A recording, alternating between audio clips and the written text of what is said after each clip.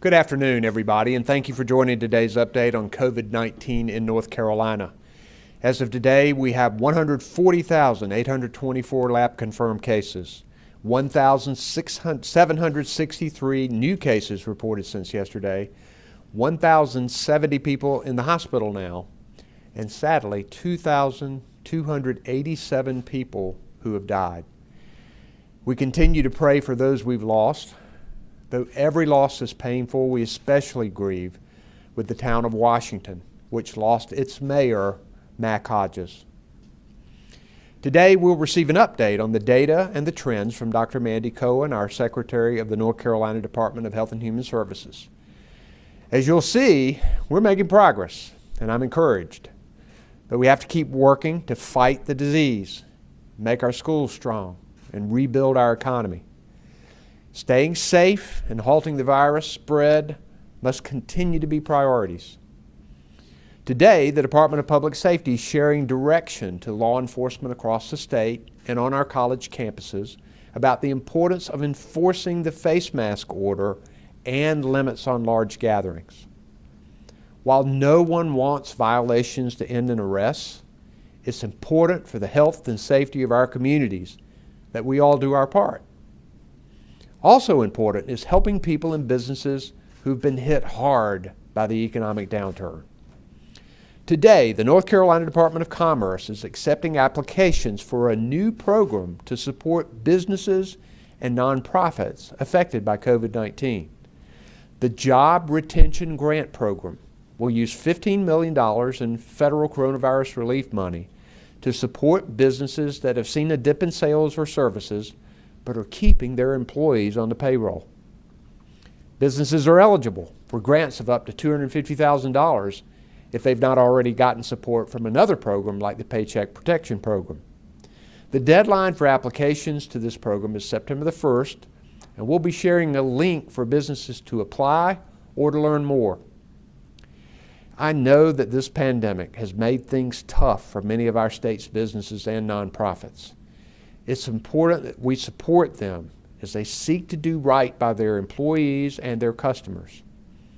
We're also trying to get help for those left behind by the loss of the federal unemployment benefits that ended last month. Congress should act to give people certainty on these benefits, and I encourage Washington to set aside partisanship and get the job done. I also ask the General Assembly to improve the paltry short-term state benefits that are now provided to those unemployed through no fault of their own. In addition, we've set up a child care hotline to help families find care for their school-aged children. Remote learning and new school schedules present challenges if you're a working parent. This resource can help make sure children have safe, reliable care. If you need help, the number to call is 888-600-1685. We'll continue working on ways to help families through this difficult time. And to help schools teach effectively and safely, I've directed $95 million in federal funds to help with more school nurses and counselors, as well as educational support for students at risk of falling behind. And now I'd like to turn it over to Dr. Mandy Cohen for an update on our key metrics and the slideshow. Dr. Cohen. Thank you, Governor, and thank you for your ongoing leadership. Before we dive into the data, I just want to remind all North Carolinians to continue to access essential medical care. We know that COVID-19 can be a severe disease, particularly in older people and in those with underlying health conditions. There's never been a more important time to take care of your health. Make sure your diabetes is under control, that you're taking your high blood pressure medicine, and eating a healthy diet. Have you been thinking about quitting smoking? There has never been a better time than during a global pandemic with a virus that attacks the lungs. And as you get your kids ready for back to school, be that remote or in person, it's critical that they get their vaccines. And don't forget your mental health. Make sure you're managing the stress and anxiety of this time by staying connected to family and friends and engaging in physical activity. Okay, with that reminder to take care of your health and your children's health, let's dive into the data. As a reminder, every week we look at a combination of trend metrics: COVID-like syndromic cases, lab-confirmed cases, positive tests as a percentage of total tests, and hospitalizations. Some of these indicators help us understand the rate of viral transmission in the past few days, while others, like hospitalizations, tell us how much transmission was happening a few weeks ago. All right, let's dive in. This first graph looks at people who come to the emergency department with COVID-like symptoms. This is the most timely data we have, and it's our earliest detection mechanism. Taking a look at the yellow line, you can see that this trend is declining, and that is a positive sign. Next, we look at laboratory-confirmed cases. This first graph on cases gives you a look at the trajectory of those new cases each day since we had our very first case back in March. I want to pause here and remind everyone that as you look at this curve, you don't see a surge or a spike. We didn't see a first spike here in April as we took early and aggressive action, and we have avoided the surge in cases other southern states continue to see. But let's zoom in to get a better sense of the current picture of new cases. On this graph, which shows new positive cases over the past month, we are starting to see a decline in this trend. You can see the yellow line is starting to dip downwards. This is a positive sign. Now we look at the percentage of tests that are positive. Looking at the yellow line, you can see that the percentage of total tests that are positive is also trending slightly downward and is getting closer to the 5% or less that we want to see. On our next slide, we also see signs of progress in our day-over-day hospitalization metrics. As I mentioned before, this is a lagging indicator. When we saw cases start to level in the last few weeks, we talked about why it would take a few weeks for our hospitalization data to reflect that trend. Now we're seeing hospitalizations leveling off as well. So here is where we are. Surveillance data is declining, though remains elevated. It gets a yellow line. North Carolina's trajectory of lab-confirmed cases is declining, but the number of new cases per day remains high. Today we had over 1,700 new cases. It gets a yellow line. North Carolina's trajectory in percent of tests returning positive has been trending lower and gets a yellow line. We'd like to see this number closer to 5% or lower. North Carolina's trajectory of hospitalizations has flattened and is stable, and we continue to have enough hospital capacity. This gets a yellow line. Now we get to the capacity numbers, and the first capacity indicator is testing, which gets a sideways arrow. Yesterday, we announced corrections to the state's total completed COVID-19 test counts after discovering a discrepancy between electronic and manual reporting of test data that had been submitted by the company LabCorp. This data discrepancy did not impact any of those key metrics I just reviewed, but it did show that we've done fewer overall tests in North Carolina than we had previously reported. We have also been seeing a slowing of testing in the last 7 to 10 days. And even with our improving trends, we know increasing testing is key. We want to remind folks of the importance of getting a test if you have symptoms of COVID-19, if you've been exposed, if you've been in a crowd, or work in a high-risk industry. Testing is free in many locations, so please check out our Find My Testing Site tool for new pop-up testing sites being added every day.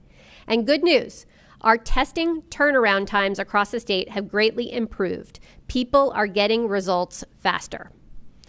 On contact tracing, we continue to hire contact tracers to bolster the efforts of our local health department and to meet their ongoing needs.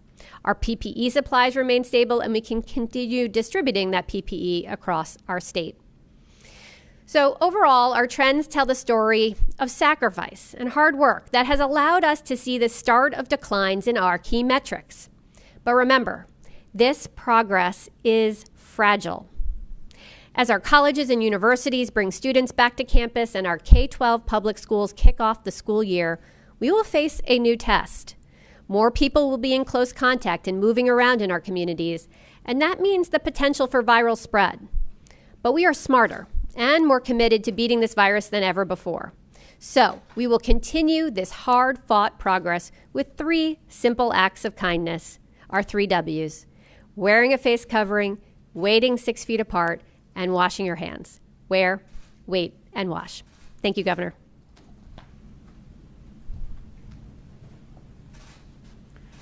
Thank you, Dr. Cohen, and we appreciate your strong leadership. And it's encouraging to see these trends continue to be stable and even begin a downward curve in some of them. And we know we need to do more testing. And as Dr. Cohen mentioned, test results are coming back faster now, and that's a good thing. So if you think you need a test, talk to your healthcare provider or visit the Department of Health and Human Services website to find a free testing site. This virus won't go away on its own. North Carolinians have made sacrifices, big and small, to help slow the spread and protect each other.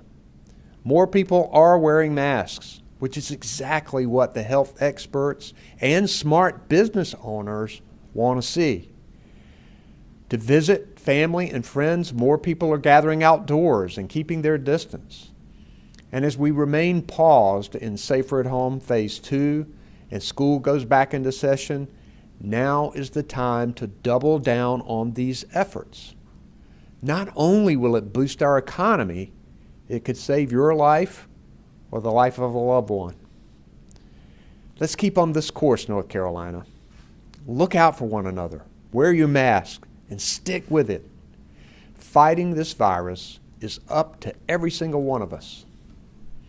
Also with me today is our Secretary of Public Safety, Eric Hooks, our Emergency Management Chief of Staff, Will Ray, and David Spratley, a Senior Assistant Secretary with the Department of Commerce. Brian Tipton and Cameron Larson are our sign language interpreters, and behind the scenes, Jackie and Jasmine Mativier are our Spanish language interpreters.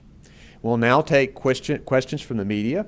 If you can identify yourself and your organization, we'll take the first question, please.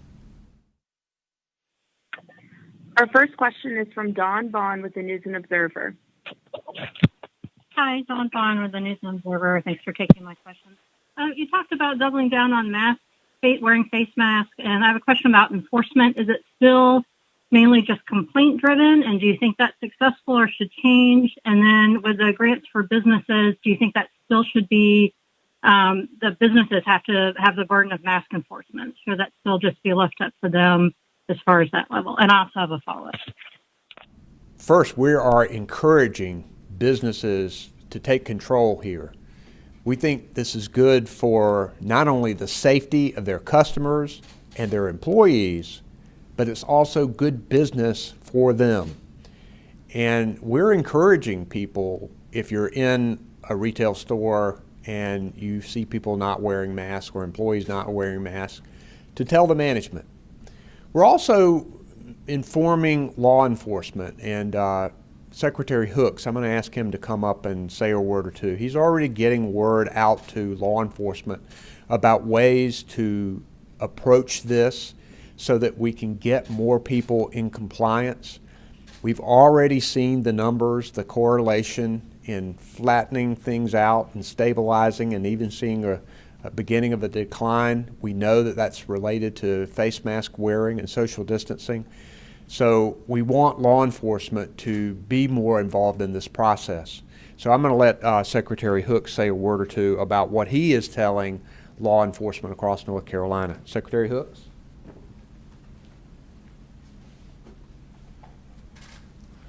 Thank you, Governor. Again, thank you for your leadership. I certainly do appreciate the question.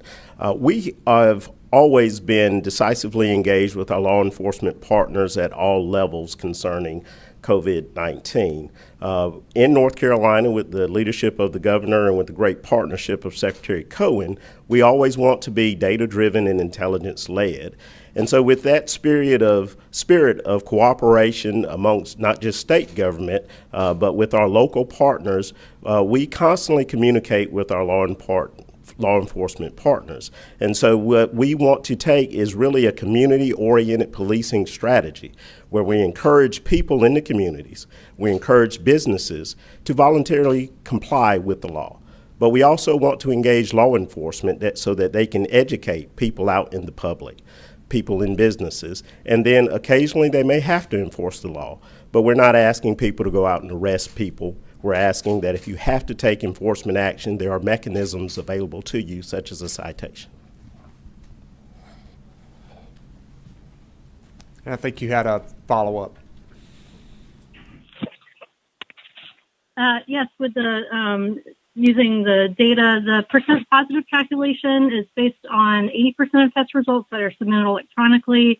For the 20% of tests that are submitted manually, have you looked at the percentages of those that are positive, or is there a reason why or why not with that data set? So we want to make sure that the data is leading us, and we also want to make sure that it is correct. And the good thing right now is that we believe all the data that we are using to make analysis about decisions on easing restrictions is good data. And I'm going to let Dr. Cohen address the issue that you talked about on percent positive. Hi, Dawn. Thanks. Yes, when we calculate those percent of tests that are positive, we use the subset of data from labs that report to us electronically. We know that data has the most quality to that data. It is an electronic process and not a manual process. So that is what we use to calculate a percent positive. It's the metric I just went through earlier today. So we have always used that as our mechanism for calculating a percent positive. We have been collecting the total cumulative tests done in North Carolina in a more manual way. That's how we found the data discrepancy between what we were collecting electronically, what we were collecting manually. When we put those together, when our teams were doing some quality checks, we saw that error. We identified that to LabCorp. They identified the source of that issue. It has now been corrected. But that issue did not impact any of our key metrics that we went through today, either the positive case counts or the percent positive. Thanks. Thank you. Next question, please. Our next question is from Clayton Bauman with WITN. Thank you for taking my question, Governor. It's Clayton Bauman with WITN. As you mentioned, Washington Mayor Mac Hodges passed away yesterday after a lengthy battle with COVID-19. Could you share any thoughts about the mayor or any words of encouragement for the community in Washington amid the pandemic? Thank you. Mayor Hodges was one of these people that people instantly like and trust. He was a strong leader in Eastern North Carolina. He knew the importance of East Carolina University, it being the jewel of Eastern North Carolina, the importance of its medical school and the health care that it provided. We know what a beautiful community Washington is, and he was a stellar leader. And so I've seen such an outpouring of affection for him and his family. I know that this was a tough fight for him.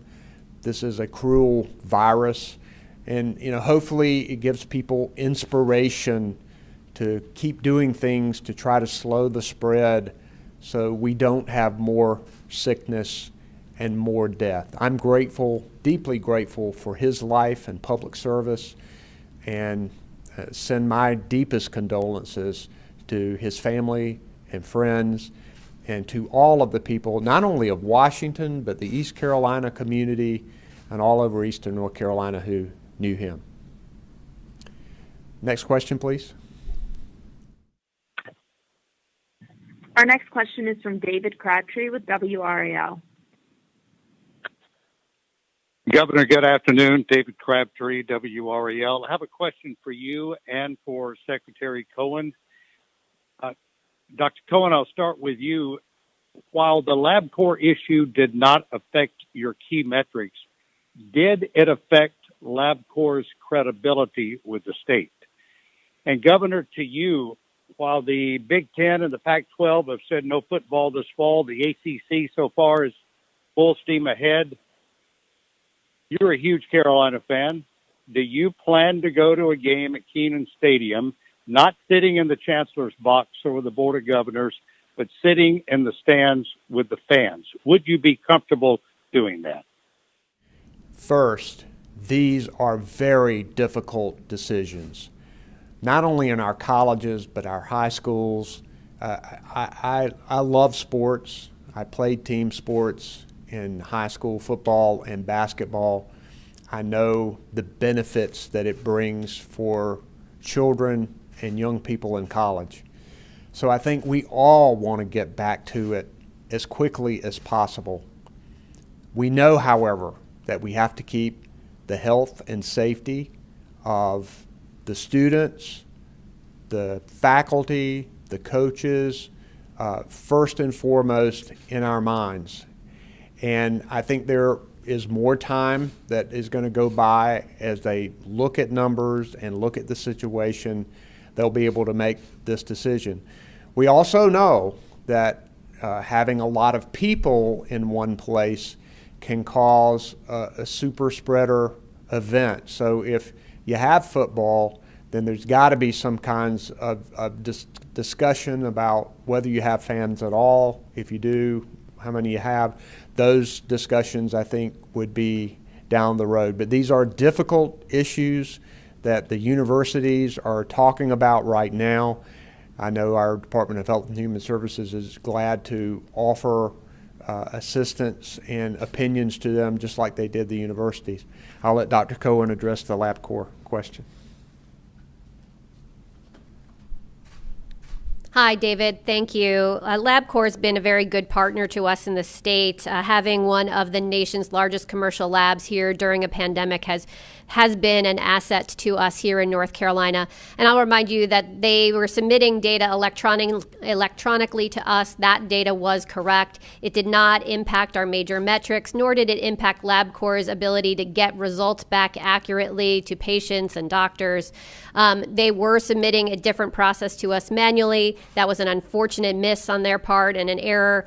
And we've now identified that. We've corrected it going forward, and we look forward to working in partnership with LabCorp going forward. And I will add to that with the absence of a federal strategy on testing, much of it was left to the states, and we're fortunate to have headquartered here LabCorp, which is a nationally renowned lab. I don't know what we would have done without them. They took a huge load off of the state and allowed us to test more people, which has been and continues to be desperately needed.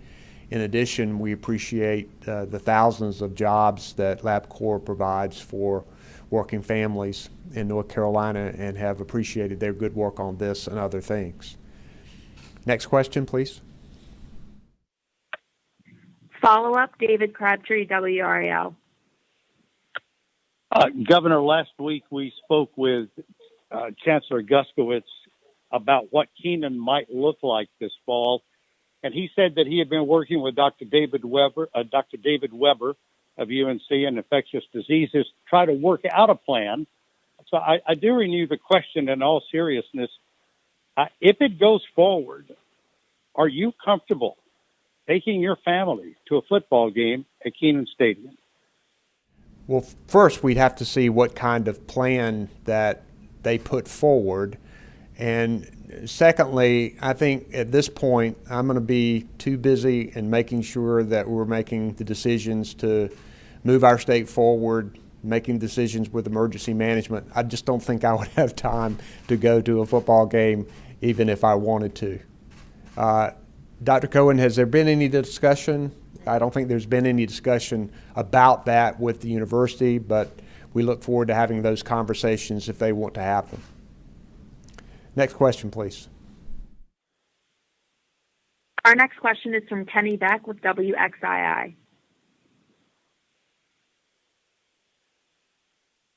Making my call. Today marks 5 months exactly since K-12 public school students had their last normal day of school inside a classroom.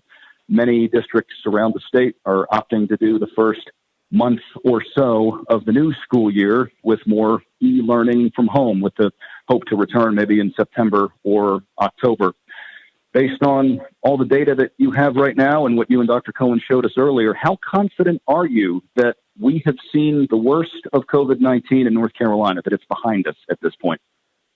Well, we are excited to begin the school year. Our team is working hard on remote learning. I was just participating in a training of teachers from across the state, hundreds of them, about how to do better work with remote learning. So we know that this is going to be important not only to protect kids from COVID-19, but also to help them get better education.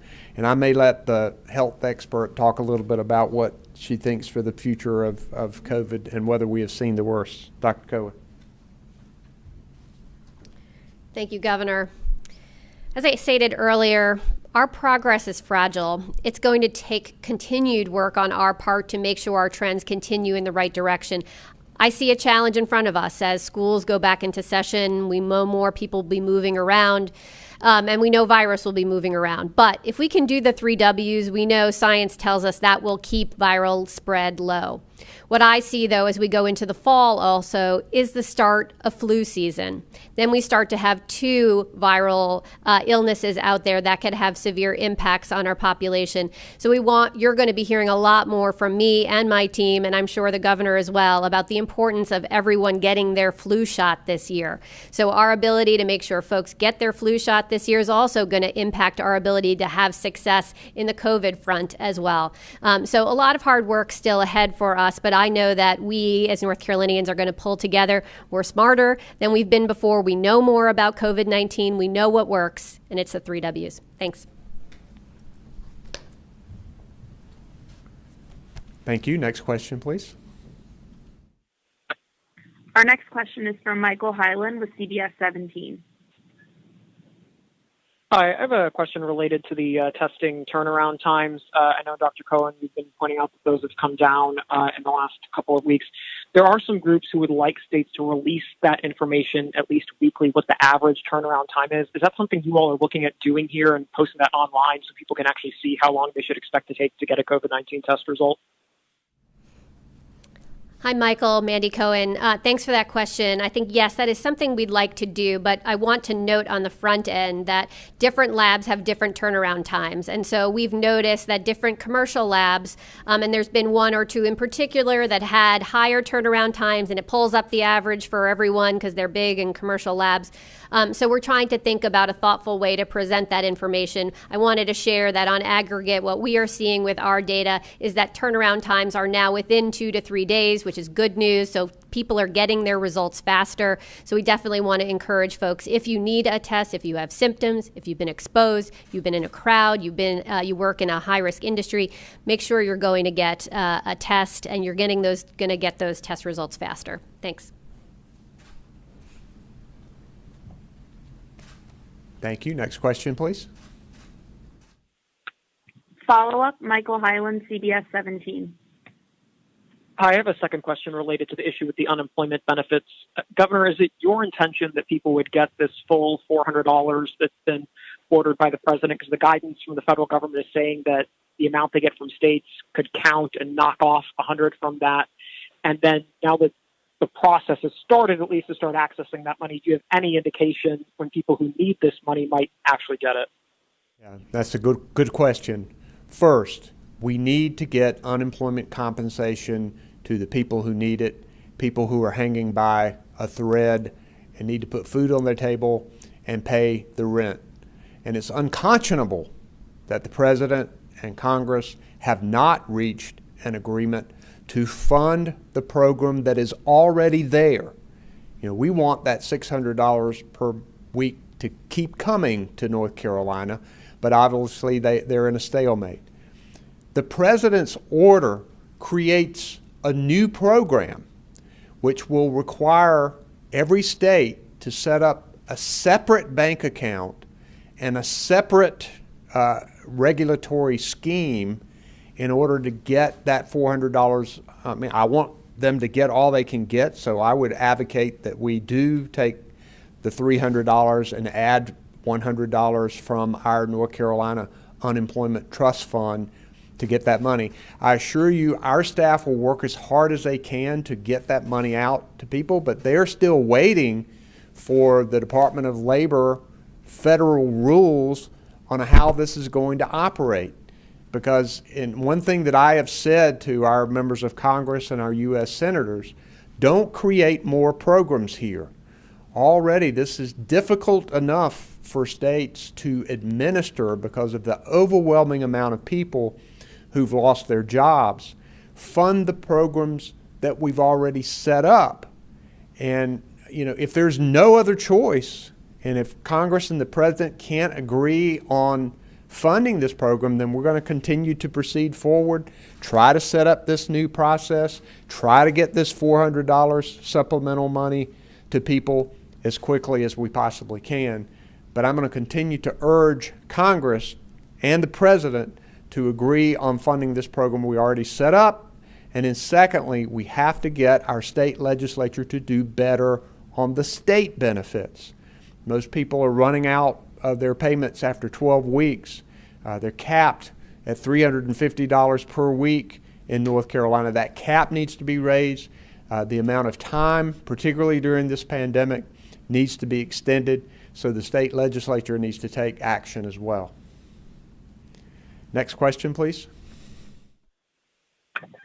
Our next question is from Michael Perchik with WTVB. Good afternoon, Governor. Thank you so much for your time. This is Michael Perchik with WTVD.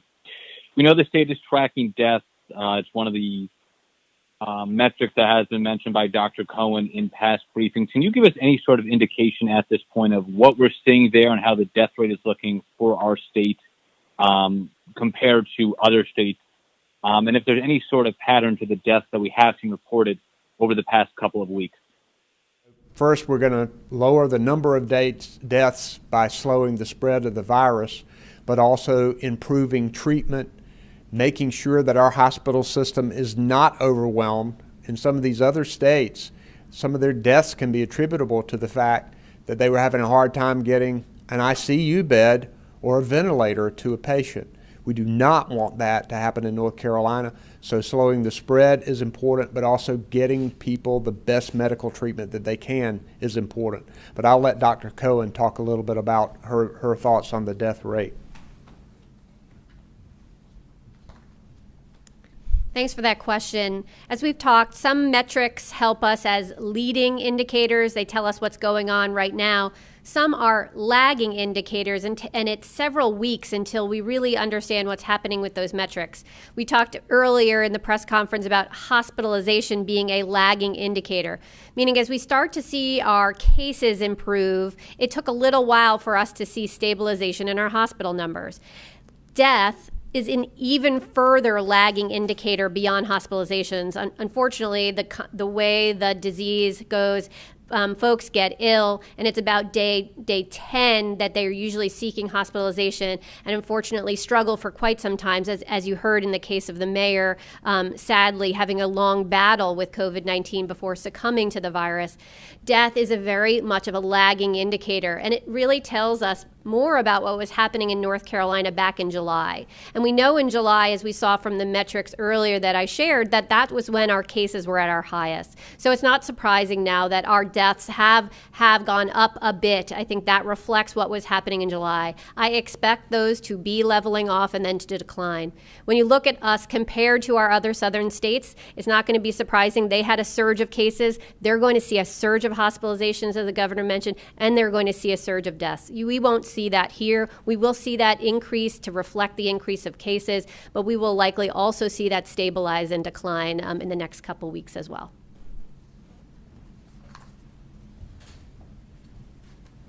Thank you. Next question, please. Our next question is from Sharon Van Zwieten with Spectrum. Good afternoon, Governor and Dr. Cohen.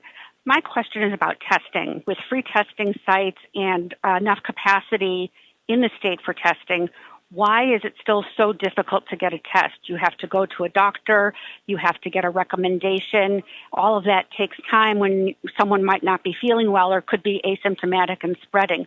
Why does a doctor have to be involved in someone getting a test? Well, thanks for that question.